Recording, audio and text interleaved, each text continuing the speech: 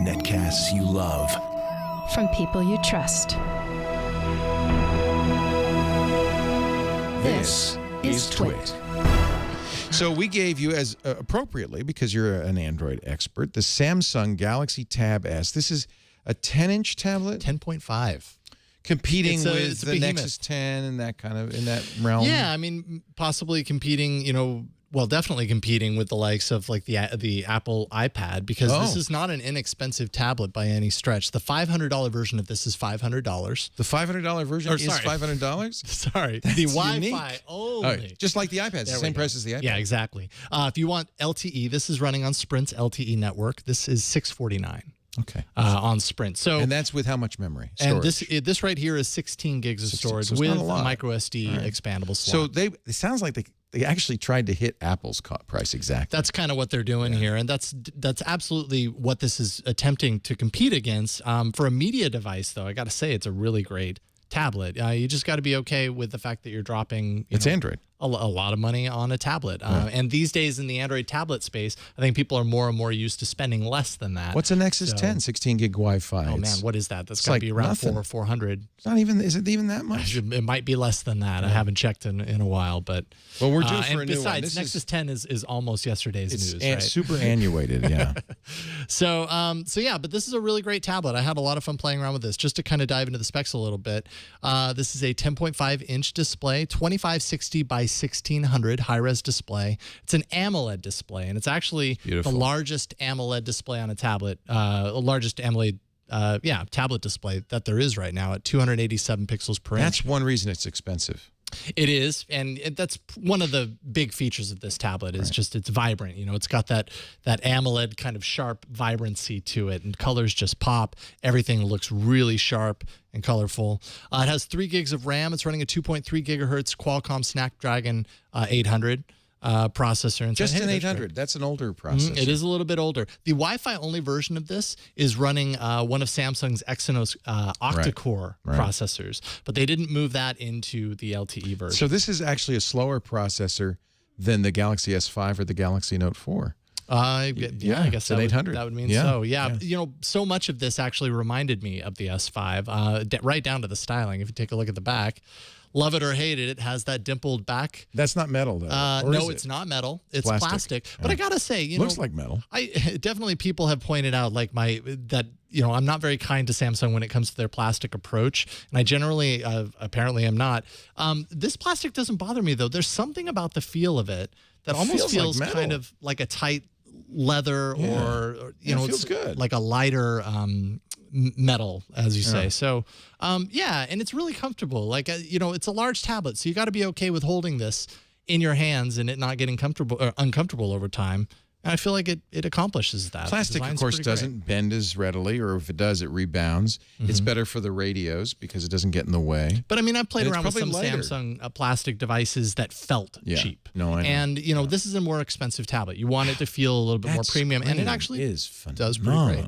Yeah, I don't know what mode I got into here, but this is the perfect mode for showing off the screen. That is gorgeous. So on the back, let's see here, 16 gigs of storage. On the back, you have the 8-megapixel rear-facing camera, and you know it's got some nice little design touches here. Kind of the kind of chrome-like surrounds on some of the items, just all around. I don't know. It elevates the feel of the quality. It looks of the pretty classy, yeah. And it also has this kind of like bronze gold-ish color that's pretty pleasing. 2.1 megapixel front-facing camera right there. 7,900 milliamp hour battery. It is Wi-Fi 802.11 AC compatible, so that's good. It does have the biometric fingerprint scanner. I turned it off because it would plague the entire review, but you just kind of swipe your finger so this over. home button is also a fingerprint reader. Above it, yeah, there's a little... That's neat. Kind of biometric. That's like finger. the S5 and the Note 4. Yes, exactly. I'm not crazy about physical home buttons. It's not googly. Nope. Yeah. I'm not too crazy about it either. It's totally Samsung's thing though. And they're sticking to it. Yep. So they're not going anywhere with that. And it is running 4.4.2 KitKat right now. I imagine an upgrade to version L whenever that comes out will probably be a few months out. Like tomorrow. That happens. Yeah. Supposedly. We'll see. But yeah, like you say, very similar in design to the S5, almost like a blown up S5, quite literally. It's super thin and light. That's another thing that's really striking about this. And thankfully, for such a large tablet, you want it to be thin and light and comfortable, and it is. It feels durable. It does have the IR blaster on the top. That's neat. So you can use it as a remote control. Yeah, and I got to say, after playing with this as my remote control at home, I don't want to go back to my normal remote control. Yeah. It is like, it's awesome. Just kind of going into Watch On, which is their They have their own service. TV app. And, you know, you sync it to your... you tell it what boxes and what box and so what forth. TV you have, so I can control my TV. Oh, that is my nice. satellite box. Oh, that is Instead sweet. of going into the guide, you know, on the screen. that on the I can on the do it right tablet. here. Just go into the DVR. Of course, it's not connected to the DVR, but it'll pull up the schedule, and you just kind of scroll through the entire schedule with, you know, nice images, and it just makes the whole TV experience so much greater. Let's Before see you here. do pros and cons, I have a couple of questions. The SD card.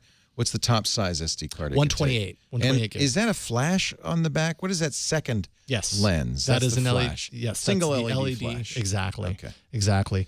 Camera, you know, again, it's a tablet camera, so I saw some of the pictures. It looked okay. yeah, they're all right. You know, I When are believe they that's gonna with Beauty Face, by the way. Does my skin look so beautiful? That's without. That's the original. Yeah, see, bad. I like playing with that. This is the front back. What is this called? Switch cameras. Yeah, the weird Samsung. So it has all of those too. That's my head on Interesting. Tony's body. That's A little creepy. Yeah. You know, a nice, beautiful. Doesn't look bad. No, you know, some of the pictures are great. Again, it comes down to good light, great pictures. Bad light, pretty grainy. I feel like they should start putting. Greg, come on. Sorry, Greg. I feel like they should start putting. Oh, that's a good picture. Yeah. I feel like they should start putting better cameras in tablets. I almost expect Apple to do that on a Thursday. Yeah. To finally acknowledge that people are using tablets to take pictures. More you see and them more. everywhere. I mean, you know, people like, including myself, people like the mock. That's pretty you know, crisp. Why would you use your tablet to but take a picture? people are But doing often it. that's what people have with them. People are taking them to games, you know, sports games or whatever, Right. and you know that's just what they have. So pros and cons. So let's see here. So, oh, and then by the way, before we get to the pros and cons, just real quick, this is Samsung TouchWiz, of course. Oh, TouchWiz, yeah. TouchWiz, and some of the software features are great. It's got a kids mode, which was really cool, and my daughter actually kind of loved that. It has Paper Garden, which is kind of Samsung's way of bringing magazines into the tablet experience and everything, especially with this display. Boy, Everything looks I could awesome. see reading a magazine like that. Wow. There's that. There's Watch On, which I already talked about for TV control. You can tell it's TouchWiz because it has that lame app icon in the lower right there. That's how you get to the app and drawer. it's endless scrolling. Yeah. But ultimately, TouchWiz has come a get long used to way. it. You Yeah. get used to it. If you're in the Samsung ecosystem and you're used to TouchWiz, you're going to find everything you expect to see here and some extra bells and whistles, and that's not a bad thing. You wouldn't It's just want to different. use your S5 and then come to a tablet that doesn't use TouchWiz. Right. You might as well have everything work the Yeah, same. especially if you like it. I think it looks good. I do have to say. No, it's really, really great. So obviously the pros, the screen is a really huge feature here. The design is thin, it's light, and I actually really like a lot of the accents on here. The battery was pretty good. I would say the battery was pretty respectable and, didn't really give me any problems. So I'll go ahead and put that in the pros. And I would say TouchWiz is improving. We'll see if that continues. The con, it's a little bit more expensive. So you got to be, and I don't know if that's a con necessarily, as that is just an entry price point.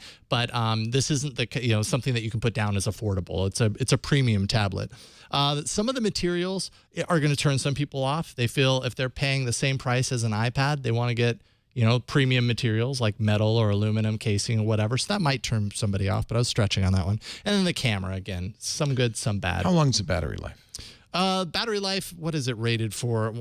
I did not write down its rating, but I did not have a problem with it. I mean, honestly, with tablet, if you can you're get using through the day, that's all absolutely you through need. the day. That is not a Charge it problem. every night. Okay. But I don't know exactly. I forgot to Samsung write has that down. I counted it, 43 different tablets. It's crazy. Yeah, they throw everything against the wall. This is the Galaxy Tab S. 10.5. There is an 10.5. 8-inch model as well. $500 bottom starting price. Buy, try, don't buy. I would say buy. I'd say if what you want is a premium tablet and you want it running Android and you want it for a media device or whatever, watching movies, playing games was really great on this. I'd say if you're